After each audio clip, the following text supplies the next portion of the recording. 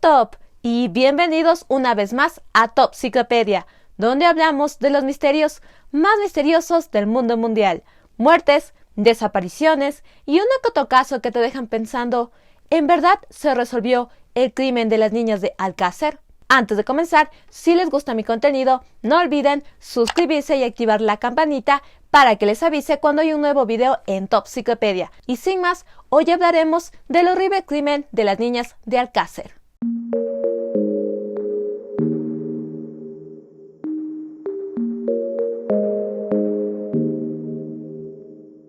Alcácer es un municipio y localidad de España, en la provincia de Valencia.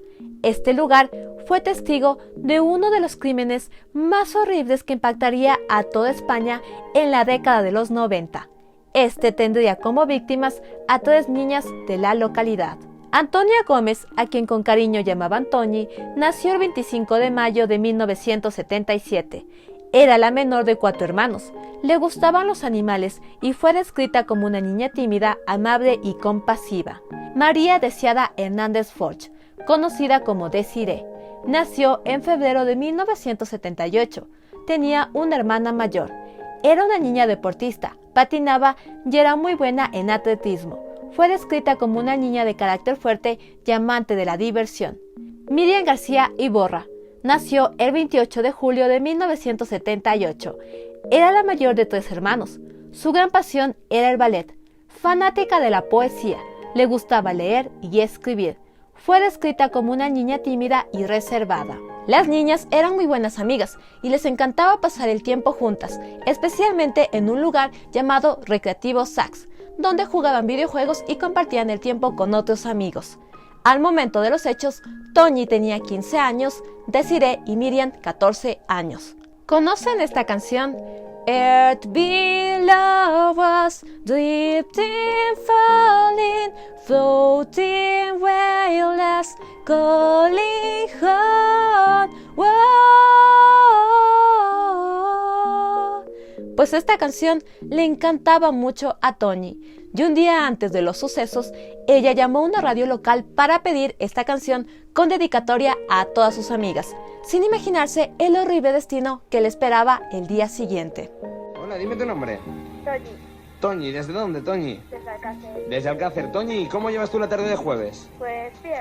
¿Ya tienes más o menos planteado lo que vas a hacer ya mañana, que va a empezar el fin de semana o qué? No sé. Aún no lo sabes, ¿no? No. El caso es que en casa no te vas a quedar. No, eso está claro. Eso está claro. Toñi, Sí. venga, ¿qué quieres escuchar? Pues el Video Feeling El Major Tom, ¿no? ¿Y a qué se lo quieres dedicar? a Isabel, a Miriam, a Desi, Sí. a Ana, a Maya. El viernes 13 de noviembre de 1992, Desiree y Miriam habían estado en la escuela todo el día, mientras Toñi pasó el día en la casa de otra amiga de las niñas, llamada Esther. Por la tarde, todas se reunieron en la casa de Esther. Las 4 niñas planeaban ir a una fiesta de amigos del instituto en una discoteca llamada Color. Este lugar se encontraba en la vecina localidad de Picasen, a pocos kilómetros de Alcácer. Esther les dijo a sus amigas que no les acompañaría, ya que se encontraba muy enferma de gripe ese día. Coincidencia o destino, la gripe la salvó de la horrible situación que vivirían sus amigas. La cronología de la línea del tiempo de aquella noche es un poco difícil de organizar, ya que los testigos no pudieron dar una hora exacta. Alrededor de las 8 de la tarde, las 3 niñas salieron de la casa de Esther para ir a la discoteca. Previamente, Miriam llamó a su padre a preguntarle si podía llevarlas, pero él dijo que se encontraba muy enfermo y no podía hacerlo aquel día. Es por esta razón que las niñas decidieron hacer autostop. Más o menos a las 8:15, Juan Fernando Hervas, junto con su novia, recogieron a las niñas y las llevaron hasta una gasolinera que se encontraba en la entrada de Picasen. Desde aquí, ellas ya no estaban tan lejos de la discoteca, pero aún tenían un largo camino por caminar. María Dolores Badal, una mujer mayor, dijo haber visto a las niñas afuera de su casa y aseguró que se subieron a un auto pequeño blanco, donde se encontraban más o menos unos 4 hombres. Cuando las niñas no volvieron, sus padres, preocupados, se comunicaron.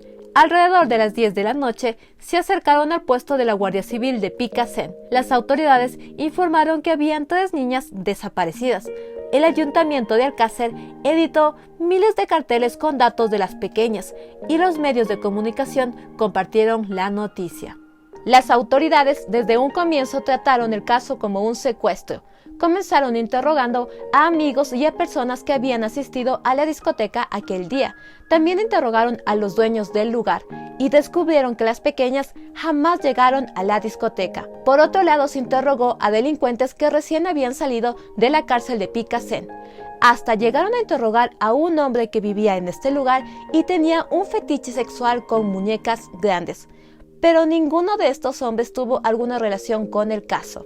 La noticia tomó mucha notoriedad y logró llegar hasta Felipe González, presidente de España en aquel momento. En la Nochebuena de 1992, González recibió a las familias de las niñas y prometió que no dejaría que el caso quedara sin resolver. La búsqueda se expandió a otros países, incluso a otros continentes.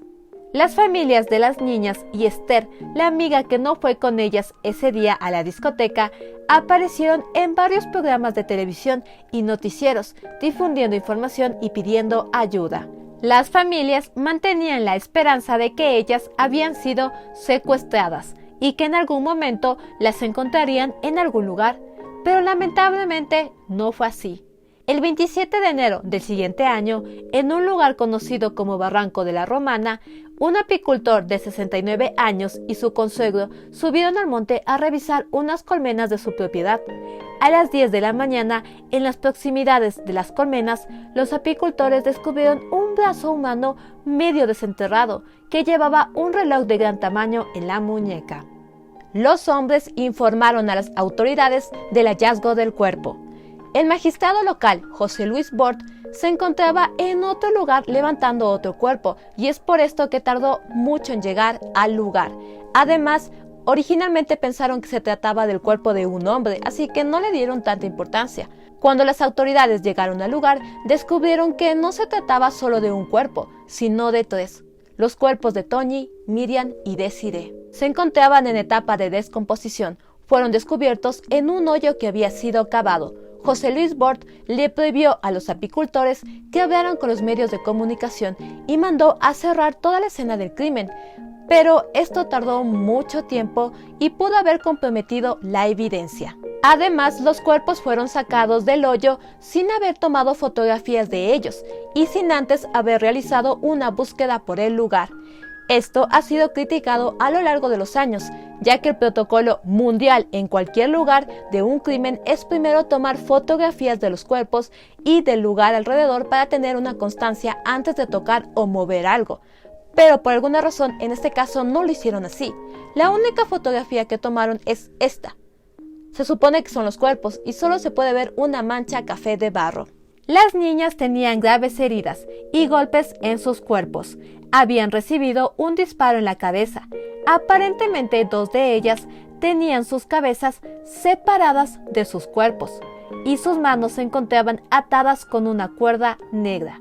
Los cuerpos habían sido envueltos en una especie de alfombra. Cerca del lugar se descubrieron varios elementos como prendas de vestir, trozos de cuerda y pedazos de papel.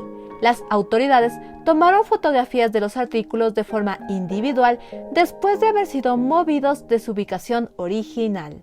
La mayoría de artículos terminaron siendo basura o cosas sin importancia, a excepción de unos trozos de papel que después de unirlos resultó ser un volante del Hospital de la Fe de Valencia. Pero de este dato hablaremos más adelante. Después de 75 días de estar desaparecidas, a última hora del 27 de enero de 1993, las familias fueron notificadas del hallazgo de los cuerpos. Al día siguiente se realizó la primera autopsia. Voy a compartirles algunos datos de la autopsia, pero no voy a entrar en detalles, ya que hay cosas muy horribles y densas de escuchar. Toñi fue uno de los cuerpos que aparentemente estaba sin cabeza. Había sido violada y su causa de muerte se determinó fue el disparo recibido en la cabeza. Desiree fue otro de los cuerpos que aparentemente no tenía cabeza. Uno de sus brazos estaba doblado de forma antinatural. Había sido violada. se determinó que la causa de muerte fue un disparo en la cabeza. Miriam había sido violada. Se cree que su mano derecha fue cortada, ya que los investigadores nunca la recuperaron. A diferencia de las otras víctimas, ella había recibido una paliza, ya que le faltaban varios dientes. También murió por un disparo. Los cuerpos tenían partes mutiladas y habían sido torturadas. Uso la expresión aparentemente estaban sin cabeza, ya que jamás se comprobó si fueron decapitadas o esto fue obra de algún animal que se encontraba en el lugar. En los resultados de la primera autopsia se encontraron 2 pelos en el codo izquierdo de Tony, un pelo en la mano derecha de Desiree y ninguno en el cadáver de Miriam. Los 3 fueron enviados para su análisis al Instituto Nacional de Toxicología, pero una segunda autopsia se realizó inmediatamente por pedido de las familias. Esta fue mucho más minuciosa y sorprendentemente se hallaron 66 pelos en total, en Tony 35, en Desiree 15 y en Miriam 16. Solo 29 de estos pelos tenían bulbo para poder realizar pruebas de ADN. Algo más extraño es que en esta segunda autopsia se encontró una cruz de caraba en el cuerpo de Desiree. Una cadena colgante con cruz de Lorena está situada sobre cara anterior de la tercera y cuarta vértebras lumbares, escribió el forense. ¿Cómo es posible que en la primera autopsia se les pasara por alto todos estos detalles? Esta pregunta se juntará con otras inconsistencias y datos extraños que iré mencionando a lo largo del video. Las autoridades determinaron que el lugar donde fueron encontrados los cuerpos no fue el lugar del crimen. Paralelamente a las autopsias, se realizó la investigación para encontrar a los culpables. Regresemos a los objetos encontrados en el lugar de los cuerpos. El volante que resultó ser del Hospital de la Fe de Valencia estaba a nombre de Enrique Angres. Las autoridades, con este papel que encontraron entre la basura, no dudaron ni un minuto, y ese mismo día que encontraron los cuerpos, fueron a la casa de Enrique Angres. Resultó que este hombre tenía una discapacidad intelectual y era hermano de Antonio Angres, un reconocido delincuente que ya había sido fichado por las autoridades. Cuando llegaron a la vivienda, encontraron a Enrique con su madre, su hermana y el novio de esta. Al parecer, Antonio no estaba en la casa. Mientras registraban el lugar, llegaron 2 hermanos más de Enrique, junto con Miguel Ricard, quien según se dice era el compañero de fechorías de Antonio. Todas las personas que se encontraban en la vivienda fueron interrogadas por la Guardia Civil. Esa misma noche se puso en libertad a todos, con excepción de Miguel Ricard. Alrededor de medianoche Miguel fue interrogado. Miguel le dijo a las autoridades que él había pasado unos meses antes en la cárcel por haber robado un auto. Entre los datos que compartió hubo algo que lo puso en la mira. Él tenía un auto Opel Corsa blanco, que podía coincidir con la descripción del auto donde fueron vistas las niñas entrar. Las autoridades le preguntaron qué había hecho el día del crimen. Él dijo que no lo recordaba muy bien y que tal vez se encontraba en la cárcel ya que había pasado mucho tiempo allí. Las autoridades llamaron a constatar su coartada, pero resultó que él no se encontraba en la cárcel aquel día. Por otro lado, Antonio Angres se encontraba como oficialmente fugitivo por unos crímenes que había realizado en marzo de 1992. Así que las autoridades le preguntaron a Miguel si había tenido contacto con Antonio. Al comienzo, él negó haber tenido cualquier contacto con él, dijo que no lo había visto desde hace mucho tiempo, pero las autoridades no estaban convencidas. Con todos los vacíos de su testimonio, fue oficialmente arrestado a las 5:40 de la mañana del 28 de enero de 1993. Antes de la medianoche de ese día, Miguel realizó su primera declaración como acusado ante la Guardia Civil, en la que confesó su participación en los crímenes de las niñas. Miguel dijo que ese viernes 13 recogieron a las pequeñas junto con Antonio en su auto Cid Ronda Azul, propiedad de Antonio Angres. Antes de llegar a la discoteca, les preguntaron si querían ir a tomar algo y las niñas aceptaron. Según la primera declaración de Miguel, ellos condujeron por un desvío hasta un lugar apartado, donde tuvieron relaciones sexuales con las niñas. Antonio fue quien las mató y le amenazó a Miguel para que le ayudara a ocultar los cuerpos. Según Miguel, dejaron los cuerpos en este lugar apartado, mientras condujeron a una caseta abandonada en La Romana. La Romana es el lugar donde fueron encontrados los cuerpos.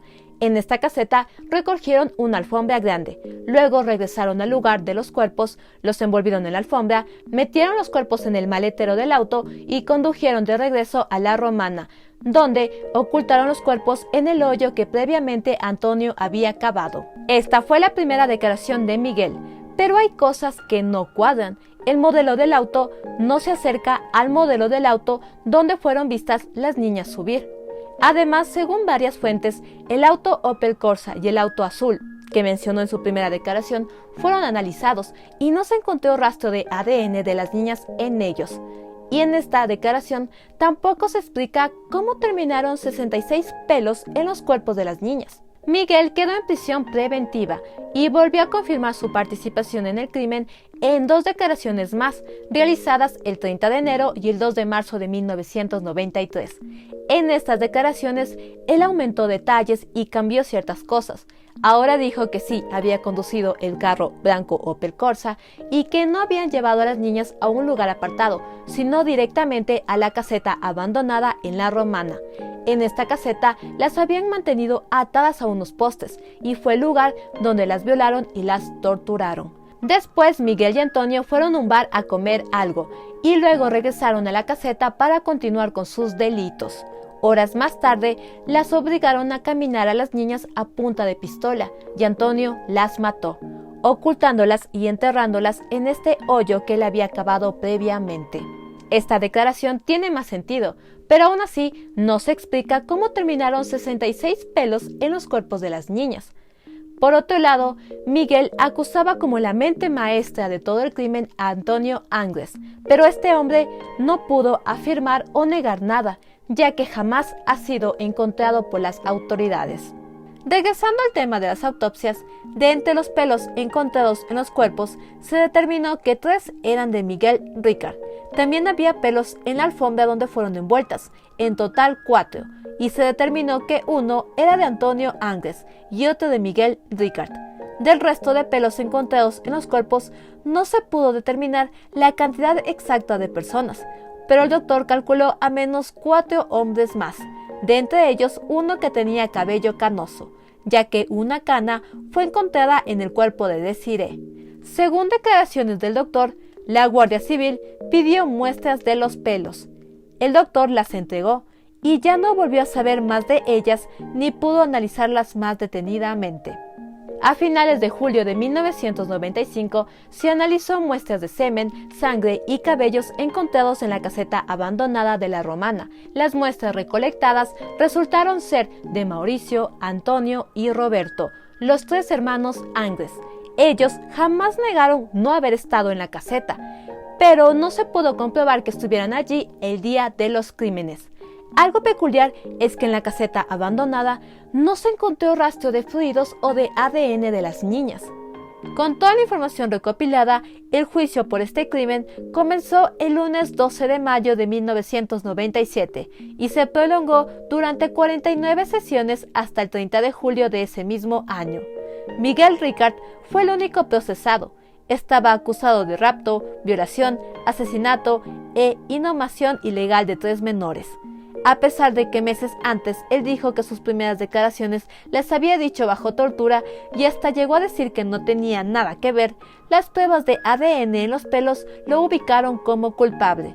El viernes 5 de septiembre de 1997, Miguel Ricard fue condenado a 170 años de prisión por rapto, violación y asesinato. También se le impuso una indemnización de 300 millones de pesetas para las familias de las víctimas. Se preguntarán qué sucedió con Antonio Angles, quien según Miguel sería el culpable directo de las muertes de las niñas. Pues este hombre aparentemente desapareció del planeta. Después de la captura de Miguel, se tuvo un avistamiento de Antonio en una peluquería, donde pidió que le cambiaran el cabello de color. En marzo de 1993, un colaborador de la Policía Antidrogas de Portugal aseguraba haber vivido con Antonio Angles durante 2 semanas en la costa de Caparica. Antonio le robó el pasaporte con la intención de tomar un barco a Brasil, su país de nacimiento. El 15 de marzo de 1993, la tripulación del barco mercante City of Plymouth encontró a bordo un polizón portugués que, al ser descubierto, se lanzó al mar con un chaleco salvavidas. Este chaleco fue encontrado en la bocana del puerto sin rastro del polizón. Desde ese momento, el rastro de Antonio Angres se perdió en el mar. Actualmente se enlista como uno de los hombres más buscados por la Interpol. Con la condena, se supondría que el caso estaría cerrado, pero no es así. Si bien el doctor no pudo seguir analizando los pelos encontrados en el cuerpo de las niñas, hay muchas interrogantes que han surgido a lo largo de los años. Entre las que ya mencioné son que no se encontró ningún rastro biológico de las niñas en la caseta donde fueron torturadas, el extraño procedimiento al levantamiento de los cuerpos y el hecho de que no se pudo identificar a los dueños de todos los pelos que se encontraron en los cuerpos de las niñas. Otros datos extraños son que cuando los cuerpos fueron encontrados, se supone que fue porque una mano sobresalía de la tierra, pero según los informes, las manos de las niñas estaban atadas. Esto ha llamado la atención de varias personas, ya que se supondría que deberían haber habido dos manos sobre la tierra, aunque para entender bien la posición de los cuerpos tendríamos que tener mejores fotografías del lugar, pero no las tenemos. Por otro lado, también se ha llegado a cuestionar cómo los pedazos del papel del volante del Hospital de la Fe de Valencia con el nombre de Enrique Angres se mantuvieron intactos durante tanto tiempo en un lugar con lluvias y fuertes vientos. La cruz que fue encontrada en el cuerpo de Desiree no pertenecía a ninguna de las niñas.